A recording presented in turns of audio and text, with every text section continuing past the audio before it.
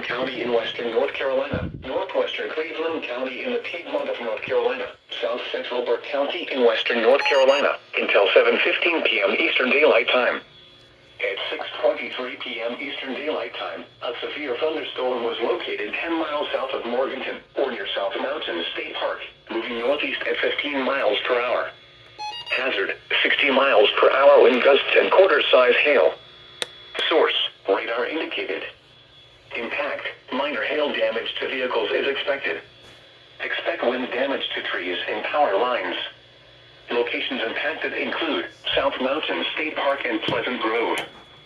For your protection, move to an interior room on the lowest floor of a building. Brief damaging winds will blow down trees and power lines over small areas. A brief period of large hail is also possible. Seek shelter inside an interior room. Please report damaging winds, hail, or flooding to the National Weather Service by calling toll-free 1-800-267-8101 or by posting on our Facebook page or tweet it using hashtag NWSGSP. Your message should describe the event and the specific location where it occurred. Repeating, a severe thunderstorm warning has been issued until 7:15 p.m. Eastern Daylight Time for the following counties in North Carolina: